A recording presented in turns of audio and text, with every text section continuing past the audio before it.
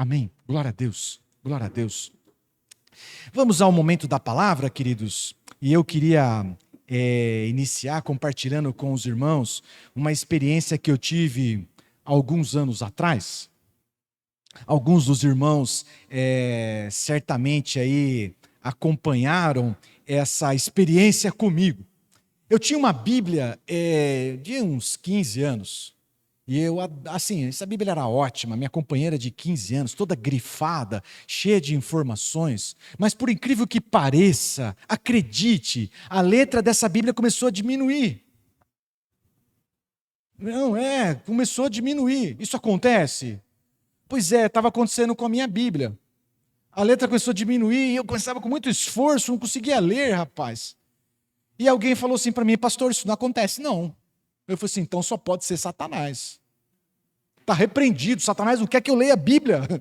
E que eu me repreendi Satanás e tal, mas não resolvia. Aí eu fui para o centro da cidade e me deparei com um profeta. Esse profeta anunciava assim, oculista, exame de vista na hora. Eu falei, oculista, exame de vista na hora. Eu também não dei ouvido ao profeta, eu, na verdade, fui dar ouvido às muitas insistências da minha esposa, que marcou, minha esposa e minha filha, né, marcaram uma consulta para mim num oftalmologista. E aos meus 48 anos, eu fui pela primeira vez no oftalmologista. Todo incrédulo, todo resistente. Sentei lá e o cara muito gentil me deu umas letrinhas assim para ler, e eu com o meu próprio olho assim, li claramente, né? Também aquelas letras também estavam encolhendo ali na minha frente, mas eu li. Aí ele fez um negócio assim, clac. E agora? Eu falei, ficou melhor. E agora? Clac. Melhorou mais. E aí ele começou, clac, clac, clac, clac, e o negócio cada vez foi clareando mais. Enfim, para resumir, né? Não era as letras pequenas, muito menos Satanás, era uma questão de oftalmologia mesmo, era 1,5 de um lado, 2 do outro, né? Enfim, foi essa o meu diagnóstico. Bom, com esse diagnóstico e com uma receita na mão, o que você acha que eu fiz? Claro que não. Claro que não. O quebrantamento é gradual, meu irmão. Comprei uma Bíblia com letra gigante, essa que está aqui. E, por incrível que pareça, essa também começou a encolher, meu irmão.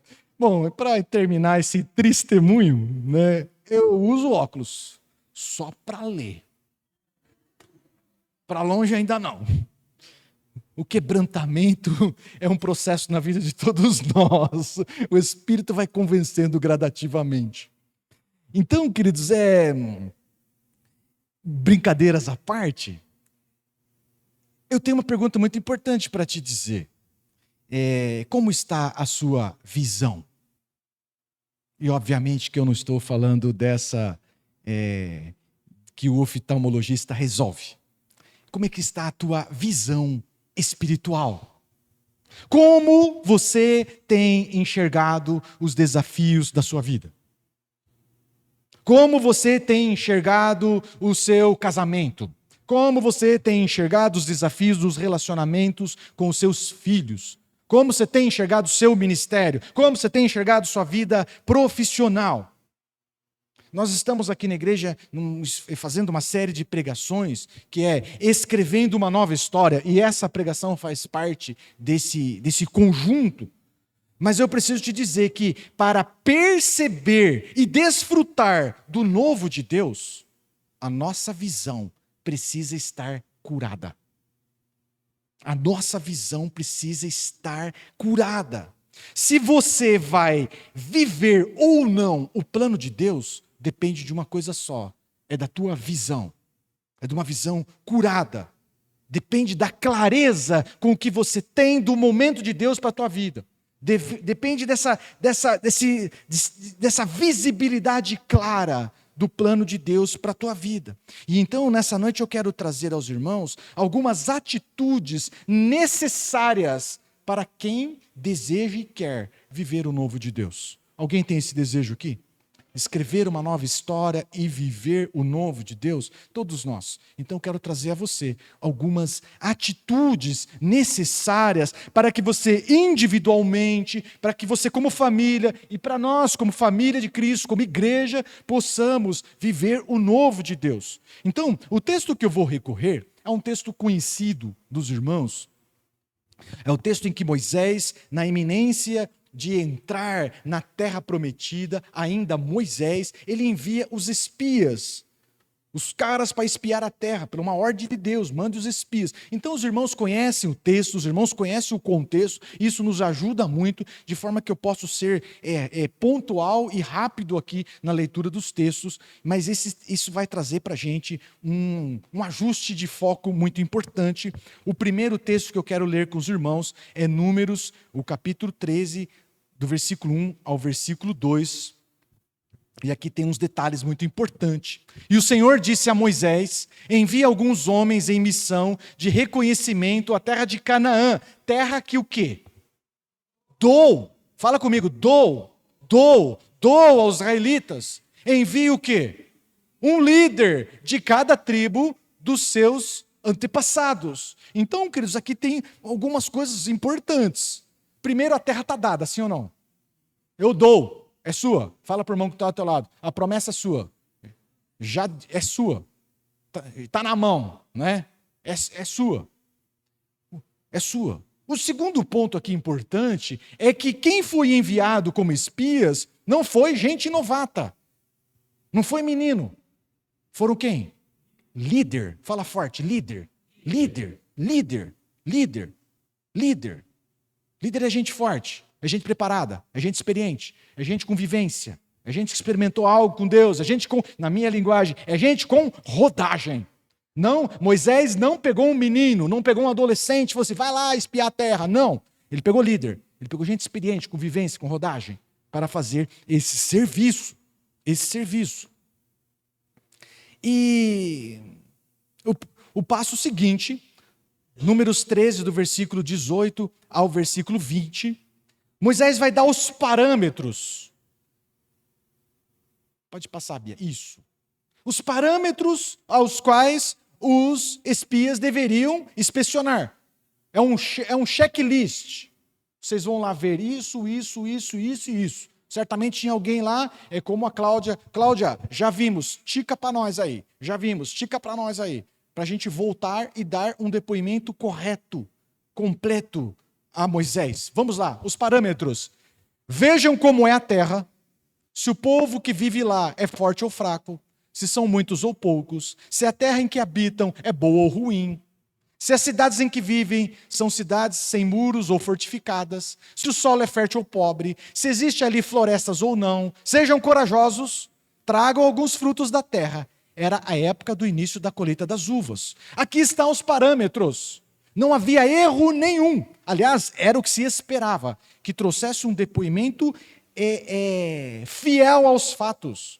Não era para trazer um depoimento fantasioso. Não era para trazer um depoimento triunfalista. Era para trazer um relatório fiel aos fatos. Não tinha problema algum em dizer que as cidades eram fortificadas. Aliás, foi com essa incumbência que foram. Não tinha problema nenhum em dizer que na terra tinha gente forte. Não tinha problema nenhum em dizer que na terra tinha gigantes. Não tinha problema. Foi com essa incumbência que foram. E então, eles voltam. E ao voltar, o esperado é que eles dissessem o seguinte: deixa eu te falar, Moisés, presta atenção. A terra, as cidades são fortificadas, são grandes e têm muralhas. Preciso te dizer que os moradores de lá são fortes. Em alguns lugares lá tem uns caras que são gigantes. E a terra também é boa, dá fruto dos melhores. Dá uma olhada nessas uvas aqui. O símbolo do turismo em Israel é 2 homens carregando um cacho de uva. Tamanho a fertilidade desse lugar. Era isso que se esperava. Não tinha problema nenhum em trazer um relato objetivo. Fala a verdade, o que é? Como é que rola? É isso. Até aqui está tudo bem. Acontece, queridos, que agora em diante no texto, entra em jogo algo subjetivo. Entra em jogo algo que não tem nada a ver com a terra. Entra em jogo a visão. Falei, a visão. A visão. Entra em jogo a visão. E algo subjetivo entra em jogo, de forma que isso foi determinante e desencadeou um desespero tremendo no meio do povo, desencadeou murmuração, desencadeou derrotismo no meio do povo. Vamos ler o texto? Números 13, versículo 30. É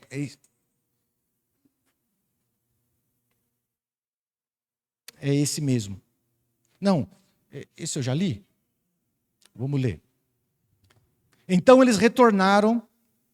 Eles estão dando depoimento, eu adiantei essa parte, esse é o depoimento deles. Então eles retornaram a Moisés e Arão, em toda a comunidade de Israel, em Cádiz, no deserto de Parã, onde prestaram relatório a eles e a toda a comunidade de Israel, e lhes mostraram os frutos da terra. E deram o seguinte relatório a Moisés: entramos na terra a qual você nos enviou, onde mana leite e mel, aqui estão alguns frutos dela. Mas o povo que vive lá é poderoso, as cidades são fortificadas e muito grandes. Também vimos os descendentes de Enaque, os amalequitas vivem no Neguebe, os hititas, os jebuseus e os amorreus vivem nas regiões montanhosas, e os cananeus vivem perto do mar, junto ao Jordão. Pronto, está aqui, é o objetivo.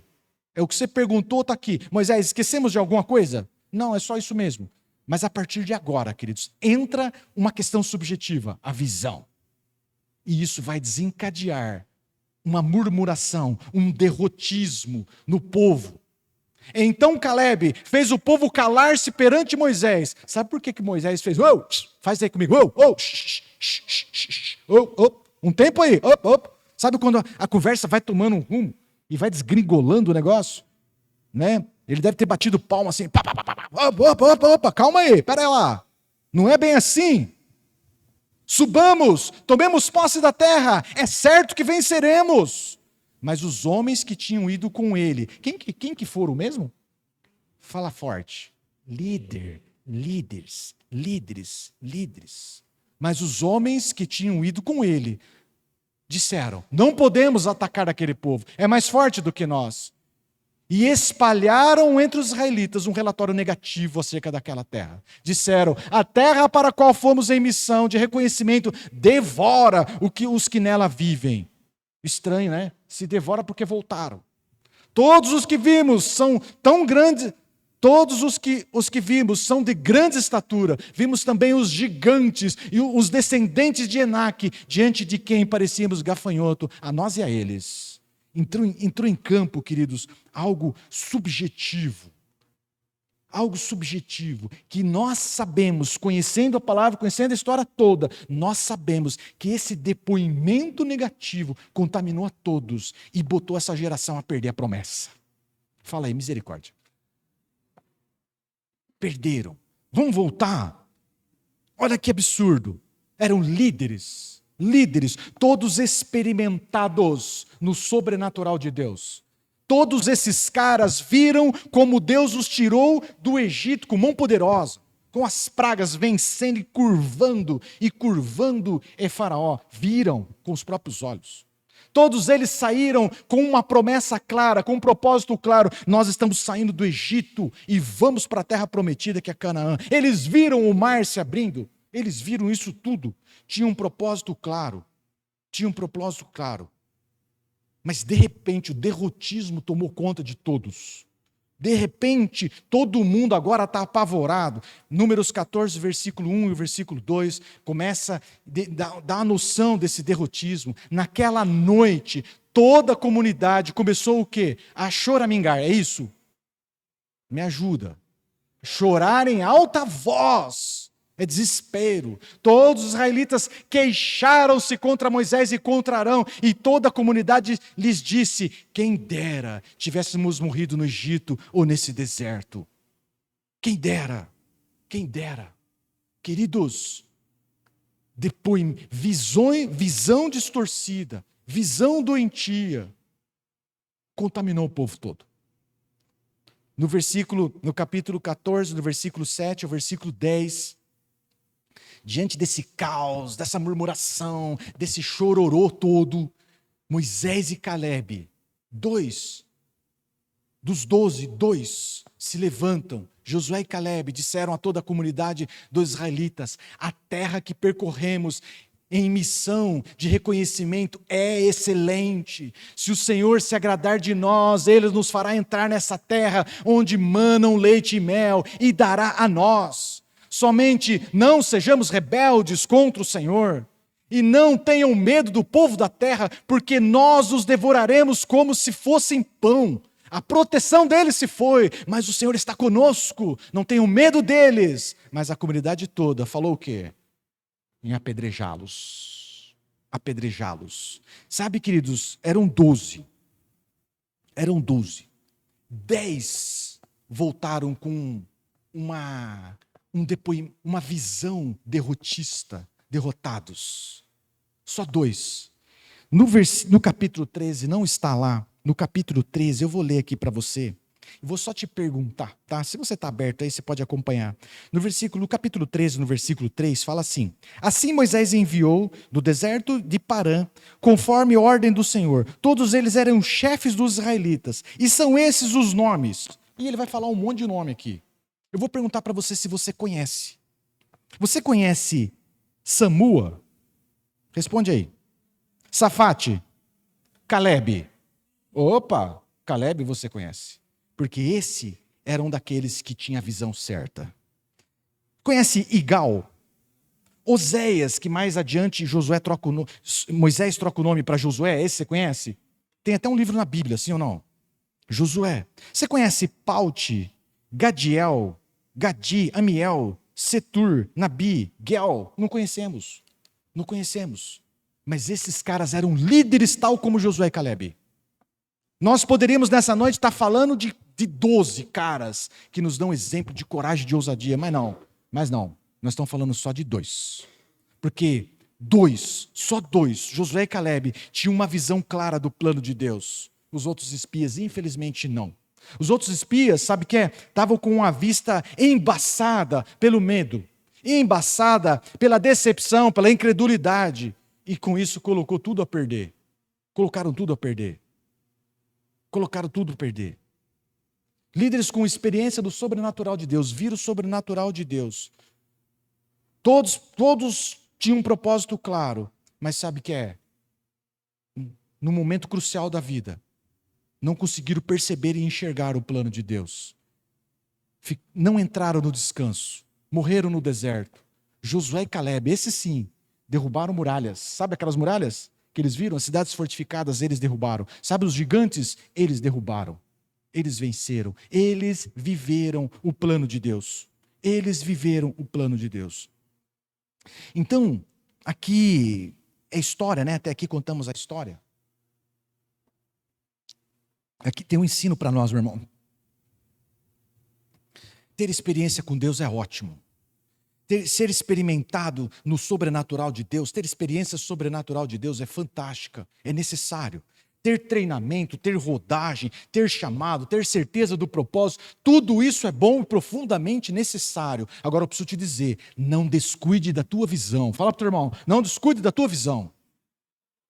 Porque se você estiver com a tua visão embaçada, tudo isso você põe a perder em razão do embaçamento da visão. E na hora que você precisa ter a atitude certa, não tem. Não tem. Então, a primeira atitude, meu irmão, para viver o novo de Deus, a primeira atitude para perceber e viver o novo de Deus e falar, cara, estamos diante de uma oportunidade que Deus está nos dando. A primeira atitude que você precisa ter é visão curada. Visão curada. Fala para o teu irmão, visão curada. Visão curada. Para reconhecer, para perceber o tempo de Deus, o momento de Deus, é visão curada. E eu preciso te dizer que visão curada é gente que reconhece a realidade. Não é triunfalista, não é fantasioso, não é síndrome de Poliana. Ah, não está tudo bom. Não, reconhece a realidade, reconhece o tamanho do desafio, reconhece as dificuldades, mas olham para a circunstância com os olhos do Senhor. Com os olhos do Senhor. É certo. É a fala de Josué. Passa para nós lá. Se o Senhor se agradar de nós, Ele nos fará entrar nessa terra onde mana leite e mel e dará a nós. Somente não sejam rebeldes contra o Senhor e não tenham medo do povo da terra, porque nós os devoraremos como se fosse pão. A proteção dele se foi, mas o Senhor está conosco. Não temam, é certo que que avançaremos, é certo que conquistaremos. Sabe o que é, queridos? É gente que diante das circunstâncias se apega ao Senhor. O Senhor está conosco, é nós com o Senhor com nós venceremos. Tá difícil, mas vamos dar as respostas certas. O Senhor espera de nós a resposta certa. E nós seremos aprovados e venceremos. É isso, visão curada. Visão curada não ignora as dificuldades, não ignora os desafios, mas mostra dependência de Deus, mostra fé firme, mostra visão clara. E com isso, vive o plano de Deus. E com isso, avança. E com isso, conquista. Quem não tem visão clara, fica pelo caminho. Fala aí, misericórdia. Coloca a mãozinha assim no olho e fala, Senhor, abra os olhos do meu coração. A gente não fala, a gente não percebe, a gente percebe Deus com os olhos do coração. Abra os olhos do meu coração para que eu possa perceber a oportunidade que o Senhor está me dando. Às vezes a oportunidade, queridos, não é aquela coisa linda e maravilhosa. A oportunidade não vem cintilante com um cifrão grandão. A oportunidade às vezes vem em grandes desafios, em grandes lutas. Mas é nisso que nós precisamos nos apegar, com fé, com dependência, com visão clara e partir para cima. É certo que conquistaremos. Amém? Segunda atitude. Atitude vencedora. Fala para o irmãozinho do lado aí. Vencedor.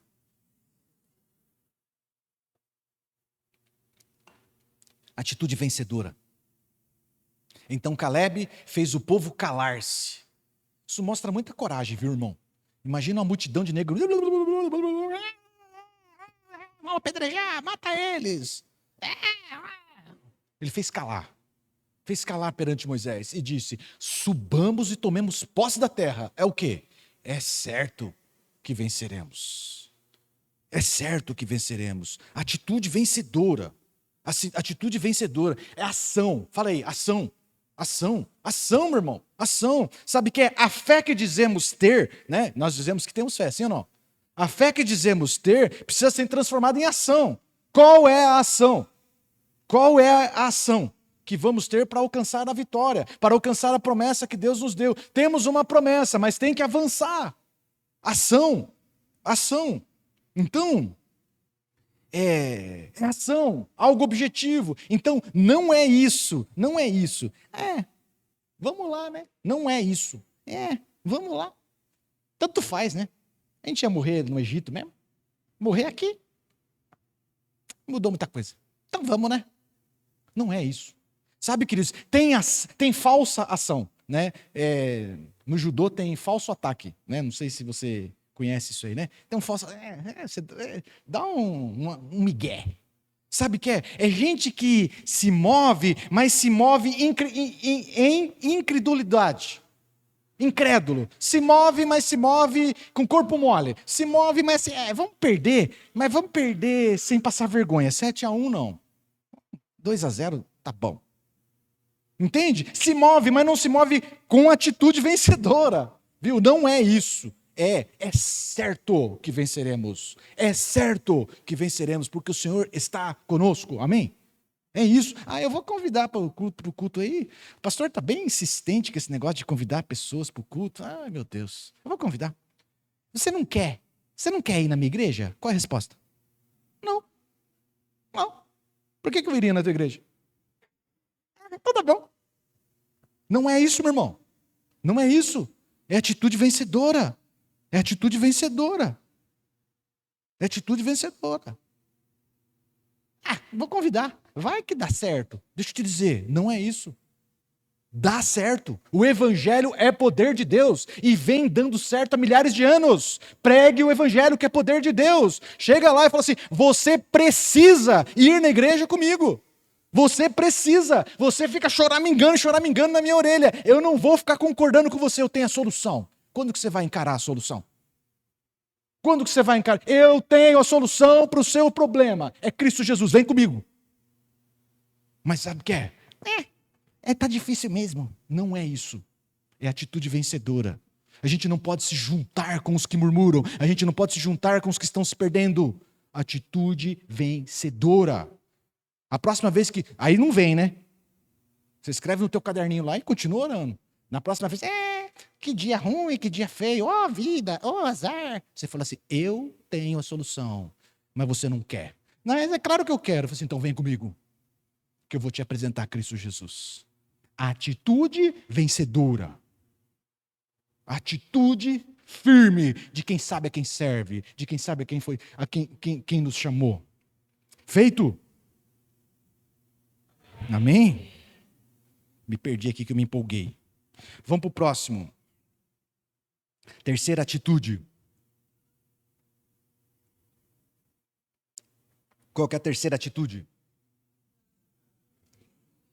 Cuidado com o pessimismo e a murmuração. Então, queridos, é assim, com as nossas palavras, pessoas cheias de fé, elas contagiam com fé. Gente com atitude vencedora contagia outros com atitude vencedora. Mas eu preciso te dizer que pessoas pessimistas, com as suas palavras e com as suas muitas murmurações, ela também contagia com desânimo e com derrotismo. Haja visto o texto que lemos. Contagia, e contagia muitos. Contagia muitos. Então imagina o cenário aqui comigo. Josué e Caleb estão falando assim para Moisés. Moisés, a terra é boa, meu irmão. Nossa, Deus foi generoso com nós. A terra é maravilhosa. É fortificada e tal. Mas é o seguinte, dá para nós. Vamos para cima, porque é certo que venceremos. Vamos, Moisés, vamos que dá tudo certo. Deus está conosco. Os caras estão tremendo de medo de nós. E aí alguém do lado assim. Faz, xiii. Esse papo de novo. Me cansa. Sabe? Moisés, vamos, e o povo. Xiii. Eu não vou, você vai? Eu não vou. Não vou, porque é forte. Eu não vou, você vai. Entende, queridos? Contagia com derrotismo, com paralisia. Com paralisia. Então, foi exatamente o que aconteceu. Os outros 10 contaminou todo mundo com medo. Os caras nem tinham ido lá. Nem tinham visto que tamanho que era o muro. Nem tinham visto se o gigante era grande mesmo ou não. Mas foram contagiados com medo, com temor, com derrotismo. E não experimentaram o melhor de Deus. E não viveram o melhor de Deus. Então, assim, nós precisamos tomar cuidado. O que temos multiplicado com as nossas atitudes e palavras? Essa é uma pergunta fundamental. Nós temos que tomar cuidado com o que temos multiplicado. Porque tem duas posturas. Não seja um pessimista e murmurador que vem contagiar outros com desânimo. Então, mas pastor, eu estou com medo. Fala comigo, não tem problema. Pastor, eu estou com dúvida. Fala aí, não tem problema. Sabe o que é? Apenas não contagie outros. Busque por alguém maduro. Busque por alguém maduro. E fale lá, pastora Renata, por favor, eu estou tomado de medo e de insegurança. Eu sei que Deus tem coisas grandes para nós, mas eu estou apavorado com os muros. Ore por mim, para que Deus me dê fé como eu vejo em outros. É diferente, meu irmão, de você ficar murmurando, de você ficar contagiando outros. Então, o primeiro cuidado que temos que tomar é de não ser uma influência negativa. Tomar o nosso medo a gente transmitir para outro. Esse é o primeiro cuidado que a gente tem que ter. E o outro cuidado que temos que ter é a quem estamos dando ouvido. Quem tem sido uma voz de influência sobre você. Então, cuidado com os rumores, com os conselheiros, não dê ouvido a qualquer um. Esse é outro ensino. Não dê ouvido a qualquer um. Julgue todas as coisas, retenha o que é bom. Não dê ouvido ao primeiro desesperado que chega até você. Tem gigante. Não dê ouvido. De repente é só um medroso, é só um cara que está apresentando um ponto de vista de uma circunstância, de uma situação. Confie naquilo que Deus te disse e não no que estão dizendo. Amém? Você se move pelo que Deus te disse e não pelo que os outros estão dizendo por aí. Amém? É certo que venceremos. Avancemos. Essa é a mensagem do Senhor para nós, irmãos. Não, tem gigantes, vai fazer o quê? Eles vão ter que sair do caminho, porque essa terra o Senhor nos deu. Ah, tem muralhas, puxa, sinto muito, vai quebrar, vai cair. Porque é certo que o Senhor nos deu. Essa é uma atitude. Então assim, cuidado, sejamos responsáveis com os nossos medos. Tem problema ter medo? Claro que não, eu também tenho. Mas eu não chego aqui, céus, vida, azar. Claro que não. Claro que não. Eu paro o meu carro ali e falo assim, eu sei quem me chamou.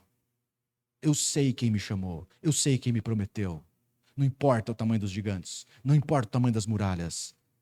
Eu vou cumprir o meu chamado. Faço mesmo, meu irmão. Faço mesmo. Vem aqui no culto de oração, a gente ora por você. Eu saí fortalecido, é igual quando a gente faz musculação. Sabe essa moçadinha aí que faz musculação, Alexandre? Eles fazem um dia de musculação, eles ficam assim no espelho. Eu voltei para casa musculoso, cara. Já fui assim pro espelho espiritual. Né? Cresceu o músculo. É isso. Mas não contagie outros. E outra, né? Tenha cuidado de quem você escuta notícias. Igual a do Jornal Nacional. Você já fala, morreu alguém. Caiu um avião. Lá vem a desgraça. Cuidado. Confie naquilo que o Senhor te falou. Se mova por aquilo que Ele te disse. E não pelo que ando dizendo por aí. Amém? Vamos para a quarta. É isso, Bia? Passa para nós lá. Eu preciso usar óculos, você sabe disso, né? Então tá difícil aqui de acompanhar. Está difícil de acompanhar minha anotação aqui. Quarta, qual é? Cuidado com o saudosismo. Estão comigo? Vocês já desanimaram? Estão com medo dos gigantes? Amém? Cuidado com o saudosismo. Vamos ler o texto lá? Números 14, versículo 3 e versículo 4. Porque o Senhor, olha o que o povo dizia. Por que o Senhor está nos trazendo para essa terra? Por que você acha? Para que você acha? Para libertar eles do cativeiro, para colocar eles num lugar bom. Por que o Senhor está nos trazendo para essa terra só para nos deixar cair a espada? Nossas mulheres e os nossos filhos serão tomados como despojo de guerra. Não seria melhor voltar para o Egito? E disseram uns aos outros, escolheremos um chefe e voltaremos para o Egito. Queridos, do jeito que os caras falam, parece que Egito era o melhor lugar do mundo. Mas viu, deixa eu te dizer, Egito não é uma opção. Egito era um lugar de escravidão, um lugar de miséria, um lugar de chicote, um lugar de desgraça. Um lugar de desgraça. É isso. É isso. Esse povo, diante da primeira dificuldade, esqueceram que Deus os libertou do Egito e agora estavam dispostos a voltar. Então, por que a gente deve tomar cuidado com o saudosismo? Porque o saudosismo, ele nos faz lembrar apenas daquilo que interessa para nós no momento. O saudosismo, ele é seletivo e ele faz nos lembrar apenas de bons momentos. Então, às vezes eu me deparo, né, nos desafios da vida ministerial dos nossos dias, né, e aí me deparo com um líder aqui, o outro ali, e fala assim, olha pastor, eu vou te dizer, viu, bom mesmo, lá vem o saudosista, cuidado. Bom mesmo, pastor, na década de 80, havia um santo temor do Senhor sobre a igreja, e o fogo do Senhor caía sobre o povo, havia um temor, havia uma devoção muito grande. É verdade. Fala comigo, é verdade. É verdade. Aí vem outro saudosista, pastor, bom mesmo era na década de 90. Deixa eu te dizer, batizávamos multidão. A igreja tinha lá essas capinhas que o senhor usa aí para batismo e a gente não dava conta. Nós paramos de usar as capinhas. Sabe por quê? Porque tinha tanta gente para batizar que nós não tinha capinha para dar para todo mundo. Aquele foi um tempo de avivamento. Falei, é verdade. É verdade. Glória a Deus por isso. Foi bacana. Mas o saudosismo é seletivo. Ele só lembra o que interessa. E eu pergunto, mas na década de 80 não tinha problema? Mas com certeza. Na década de 90 não tinha problema? É claro que tinha. É claro que tinha imaturidade. É claro que tinha meninice. É claro que tinha falso irmão. É claro que tinha falsa doutrina. É claro que tinha escândalos. É claro que tinha. Então, mesmo que hoje eu e você, como família, como indivíduos ou como igreja, estejamos em momentos difíceis, meu irmão, o passado não é uma opção. O passado não é uma opção. Não é uma opção. Às vezes os murmuradores, os do item passado aqui, né? Os pessimistas e murmuradores falam assim, está muito difícil, eu vou comprar uma passagem para o Egito. Está em promoção, vou comprar uma para você. Comprar uma passagem para o passado. Cuidado, cuidado. Não é uma opção, o passado não é uma opção. O passado, queridos, ele embasa, ele respalda a nossa fé, porque o Deus que fez na década de 80 continua fazendo, o Deus que fez na década de 90 continua fazendo, basta que eu e você venhamos dar as respostas certas. E o Deus que fez, faz e continuará fazendo na vida de todos aqueles que lhe obedecem, na vida de todos que lhe buscam, na vida de todos que se posicionam de uma forma correta. Seja apenas obediente ao Senhor. Seja apenas fiel, se apegue ao Senhor em fidelidade. Amém? Amém? Nós vamos para o nosso... O melhor de Deus, meu irmão, não está para trás. O melhor de Deus está para frente. O melhor de Deus está por vir.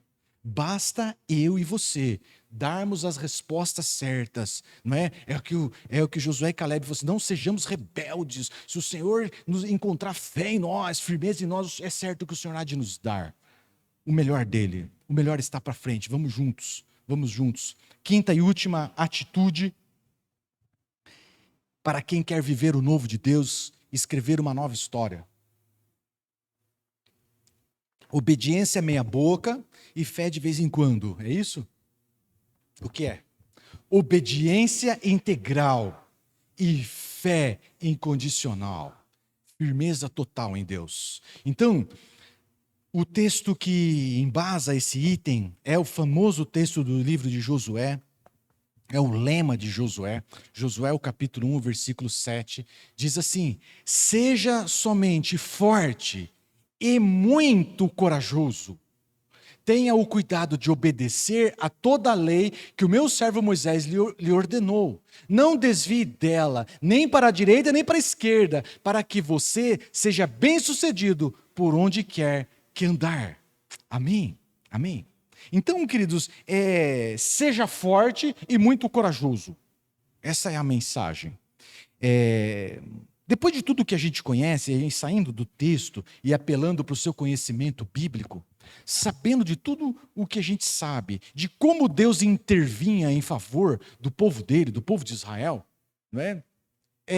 Parece não fazer sentido essa fala de Deus, seja forte e corajoso. Seja forte e corajoso para quê? Se é Deus quem peleja as batalhas. Seja forte e corajoso para quê? Se Deus entra lá e o próprio exército adversário se mata. Não é assim na história de Israel? Várias vezes. Então, na verdade, é o seguinte, meu irmão. Seja forte e corajoso, sabe para quê? Para obedecer integralmente os direcionamentos de Deus. Estão comigo? Seja forte e corajoso para não desviar nem para a direita nem para a esquerda, para que num momento de dificuldade não venha buscar atalho e se sujeite firmemente ao direcionamento do Senhor. Seja forte e corajoso para obedecer integralmente. É isso. É isso. Seja forte e corajoso para quê? Para não se abater diante das dificuldades e negociar princípios e valores. Está difícil, está faltando recurso. Seja forte e corajoso para não negociar valores, princípios. Seja forte e corajoso para não abandonar a posição que Deus te colocou. Seja forte e corajoso para não ser seduzido por uma passagem gratuita ou na promoção de volta para o passado, de volta para o Egito, exatamente do lugar de onde Deus te tirou. Parece sedutor quando se dá de cara com a muralha. parece sedutor, na hora que se dá de cara com um Jordão transbordando.